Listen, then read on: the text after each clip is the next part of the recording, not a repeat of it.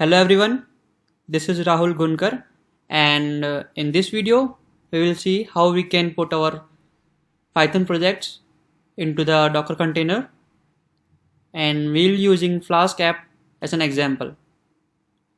So before we go further, I want you to know what you will get after you finish this video. So by the end of the video, you would have basic idea about Docker containers and how we can put our projects into the container and make them portable. Going further, we will see some basics about Docker. We will visit its website. We will create a Flask project, and we will create a container and test our container. So let's move ahead and see what is Docker. So basically, it's a platform for developers which enables us to build, run, and share application within containers. And container is nothing, just an encapsulation, we can say, in which all the libraries and code is there to avoid any conflict with other file systems. For example, let's say I want to create multiple projects with different version of Python, and I needed them to port somewhere, and so for avoiding all the conflicts which might occur due to different dependencies, we can just put them in the container, which will isolate them with the system files. So we will see that. So, and coming to the Flask, which is just a micro framework for building small web applications. We will see that in detail, don't have to worry. So I want you to open any web browser and search for Docker official website.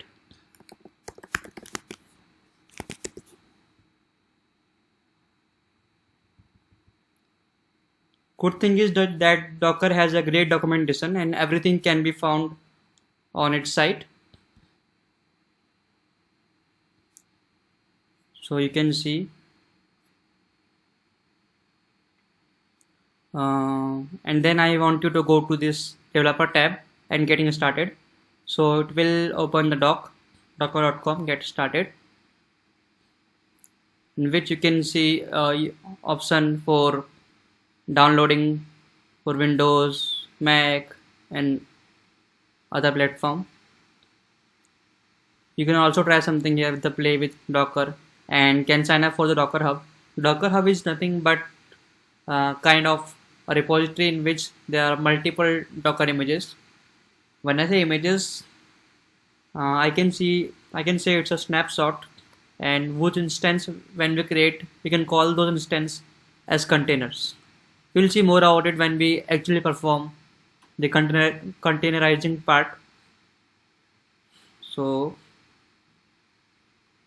let's go for the docs. Let's go with the getting started, or you can directly visit this thing, docs.docker.com/get started, and here you will see three parts for different thing. So first, what I want you is to go and install it. For that, there are instructions. If you visit this Docker desktop for Mac or Windows, you can download and just follow everything which is given here. And if you happen to occur any error, then just copy paste that error in on the browser, and you might get the answer on the various platforms like Stack Overflow, etc. So I won't go with this because I have already installed my Docker. So first thing which I will do is I will run that Docker desktop.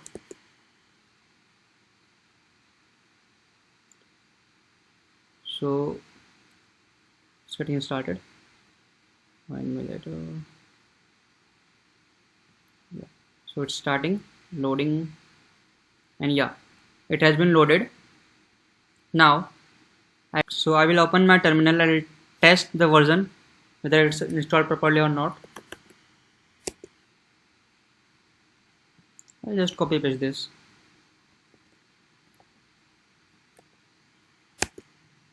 So yeah, my Docker version is this.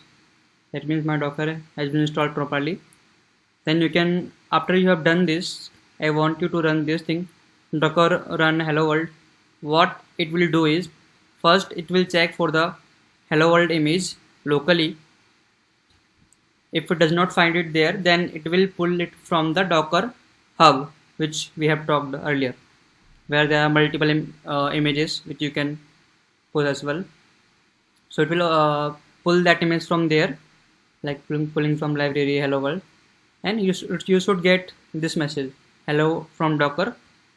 That means your Docker is installed properly. Then you can see there are commands like docker image ls. So I want you to run this command, docker image ls, which will tell all the images which we have downloaded till now. So you can see 2 months ago I had downloaded this thing, and 16 months ago this thing. Hello. Yeah. So then I want you to run go through this docker ps __ all. It will tell you all the images which you have, all the container which you have, and it will tell the status of them, whether they are running or have been stopped, etc. So I will just copy paste this, and I can see the hello image which I had tested 2 months ago. So first what we need to do is just install the Docker on your system. It depending on the operating system you are using. I am using Mac, so I have installed for Mac, and test by running the hello world image. If you get this message, that means Docker has been installed properly, and you can check all the containers. Okay, so now we'll move to the second part. We will create our Flask app, and we will put it inside the container. So I have gone to this, I have clicked on the second part, and I won't copy this. So let's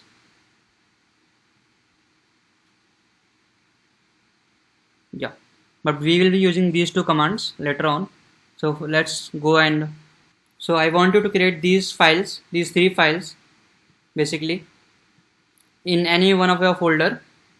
So for example, I have created this folder as docker _ flask, and inside this I have these 4 files: readme, requirements.txt, demo.py, and docker file, where readme is an optional, but it's basically a good habit to keep the readme for someone who wants to run your project. So inside demo.py I want you to paste this thing. Just copy paste or take any other example from the Flask tutorials or the Flask documentation online. So here the port is 8003. That means our Flask application will run on this port with this host in the local server. And so whenever I run this and I go to this particular host and port, then I should be able to see this thing, welcome to Docker's tutorial. This thing I will explain in a minute. And in the requirements.txt I have put the name of the library which we will need to run the Flask, that is Flask obviously. So I'll just go to the terminal, and I will first move to my project folder, which was Docker Flask. Yes, everything else I can see these are my files. Now I will run this demo.py. So when I run this, I can see this ID. I will just copy it and open it in my browser. So when I do that, I can see the response, that is my Flask. That means my Flask app is running. on this particular IP address.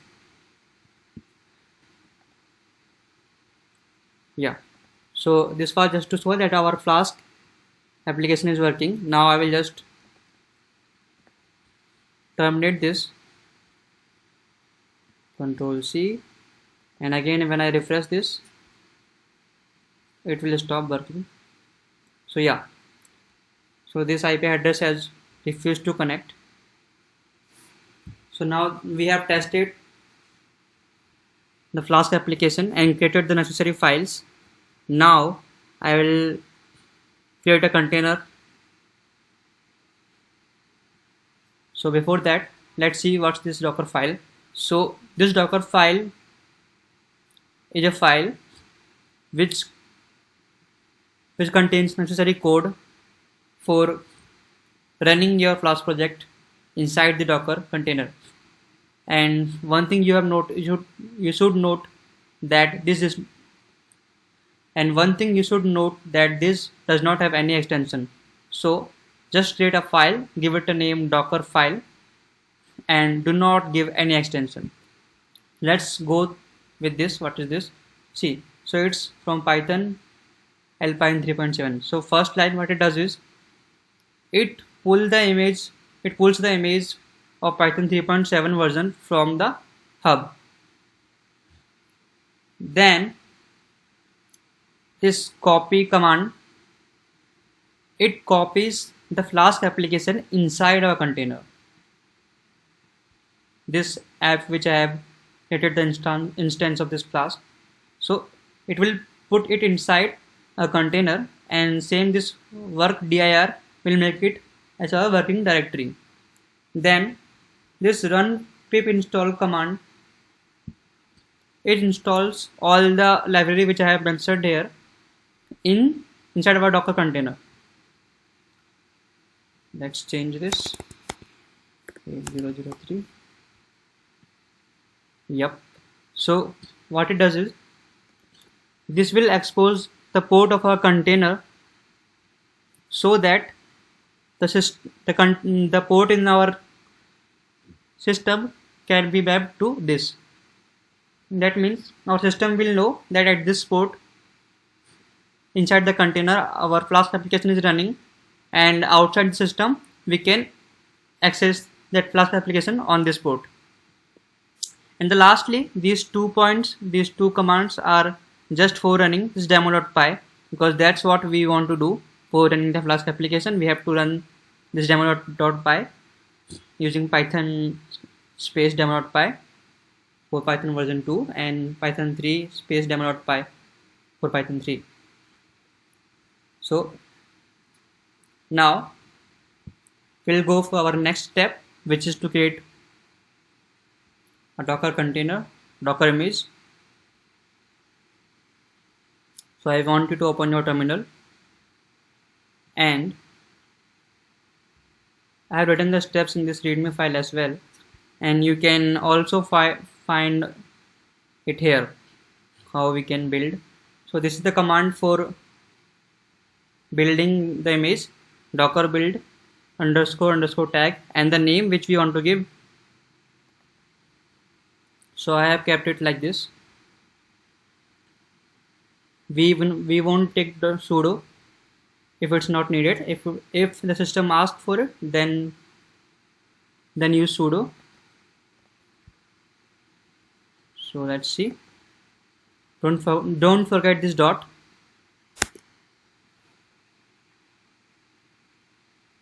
So yeah, it's creating our Docker image.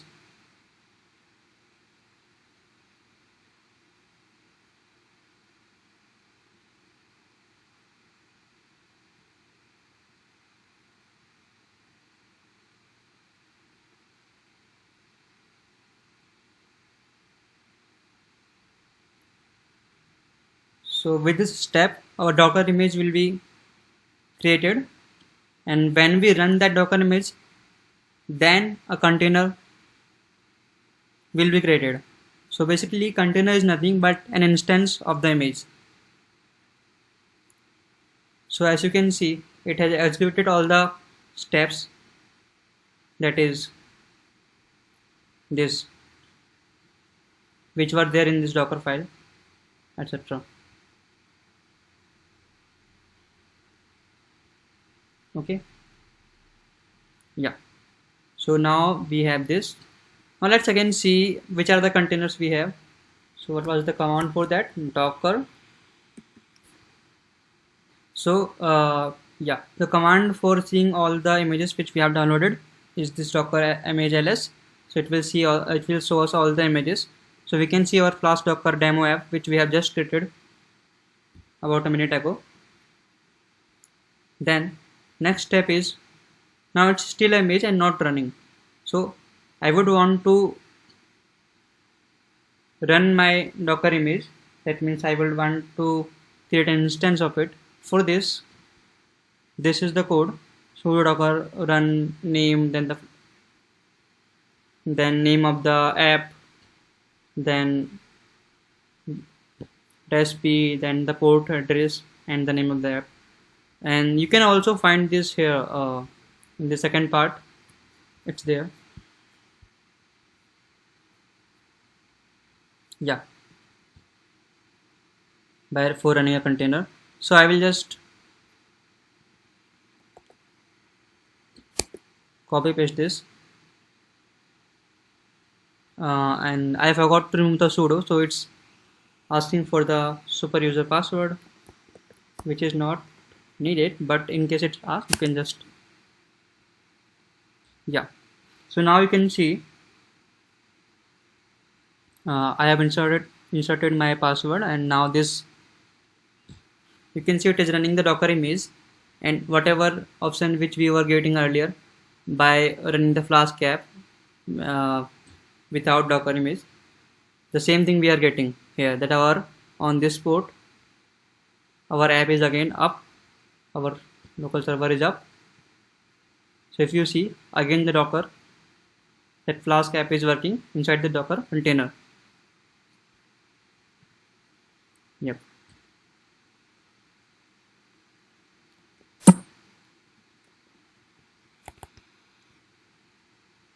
Fine. And